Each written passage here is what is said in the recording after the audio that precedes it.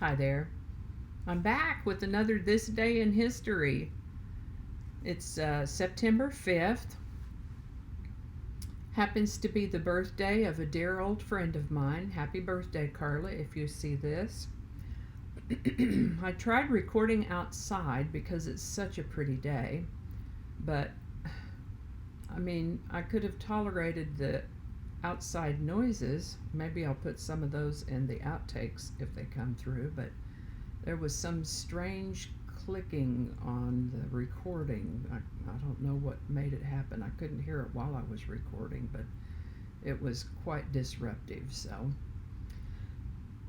I'm back inside recording. Not that inside is a bad place to be, but it's a very pretty day outside. So anyway, on to business. This is from history.com. I'll put a link below. And this is for This Day in History, September 5th. On this day, in 1774, the Continental Congress convenes. In response to the British Parliament enactment of the Coercive Acts of the American Colonies, the first session of the Continental Congress convened at Carpenter's Hall in Philadelphia. On this day in 1836, Sam Houston is elected as President of the Republic of Texas, which earned its independence from Mexico in a successful military rebellion. Born in Virginia in 1793, Houston moved with his family to rural Tennessee after his father's death. As a teenager, he ran away and lived for several years with the Cherokee tribe. Houston served in the War of 1812 and was later appointed by the U.S. government to manage the removal of Cherokee from Tennessee to a reservation in Arkansas Territory. He practiced law in Nashville and from 1823 to 1827 served as a U.S. congressman before being elected to governor of Tennessee in 1827.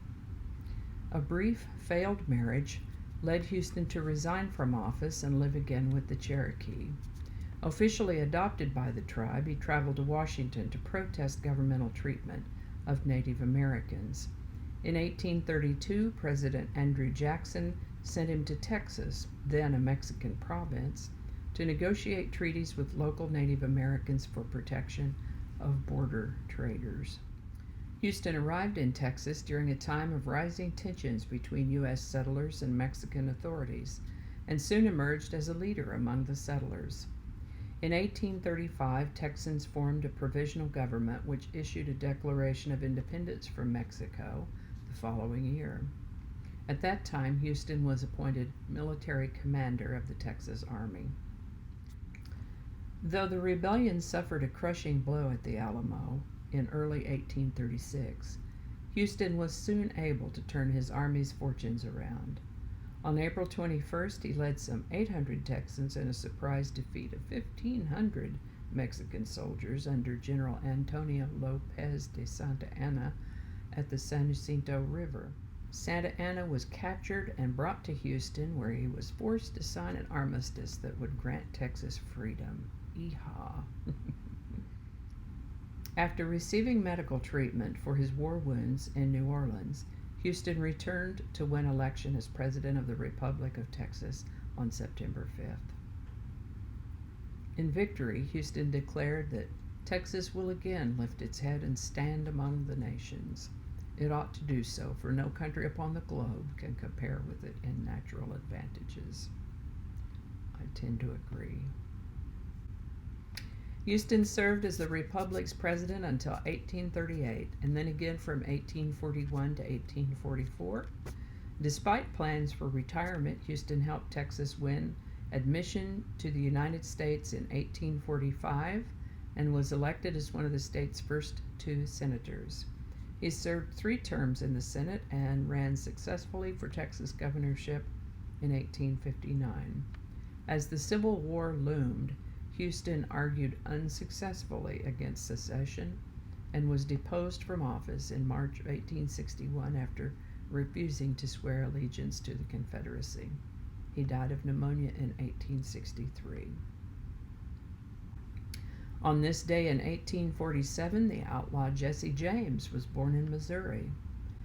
On this day in 1877, Oglala Sioux chief Crazy Horse was fatally bayoneted by a U.S. soldier after resisting confinement in a guardhouse at Fort Robinson, Nebraska. On this day in 1914, the Battle of Marne begins. 30 miles northeast of Paris, the French Sixth Army under General Michael Joseph Maunoury begins attacking the right flank of German forces advancing on the French capital. On this day in 1957, the New York Times gives On the Road a rave review. This was Jack Kerouac's second book.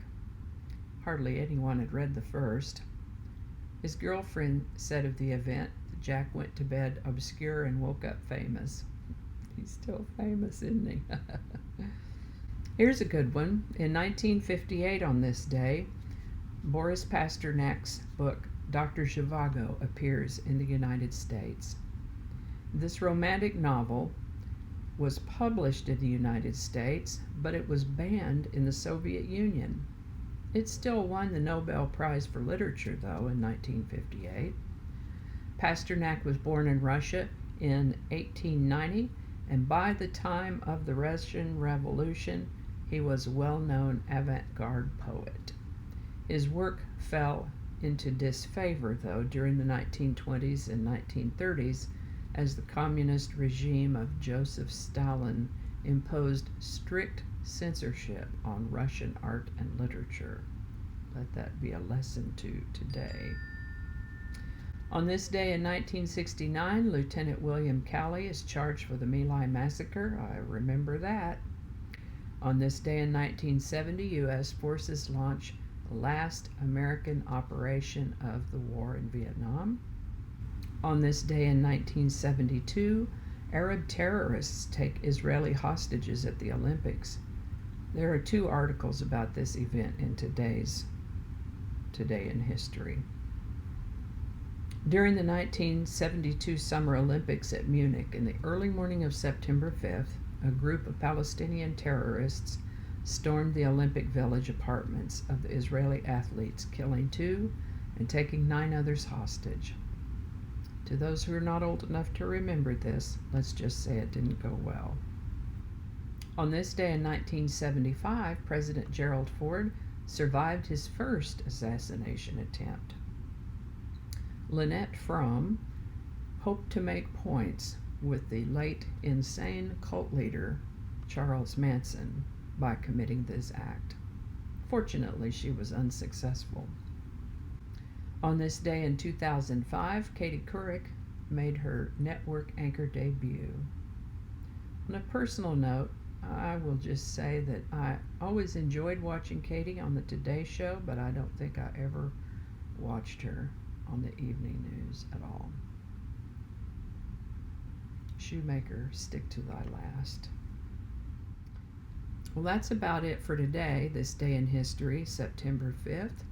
Thank you so much for watching. Give it a like if you enjoyed this video. Consider subscribing if you haven't already, and feel free to share if you found this interesting. Thanks again, and see you next time. Yeah, outtakes. Oh, hold on. Hopefully you can hear that all right. You can also hear the neighbor's dogs barking. Okay. At Fort Robinson, Nebraska. There's that rooster. Don't know. Wasn't thinking about that when I decided to move outside. We'll give it a minute to pass. Mexican soldiers under the General Antonio Lep.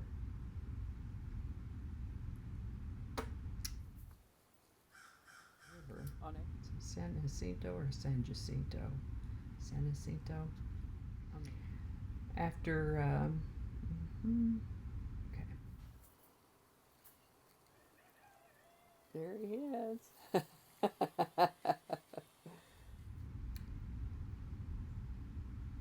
Okay, hold on. You know, I'm supposed to should remember that stuff by now. Okay, hold on. On this day in West Fort Worth, where every day is like an air show,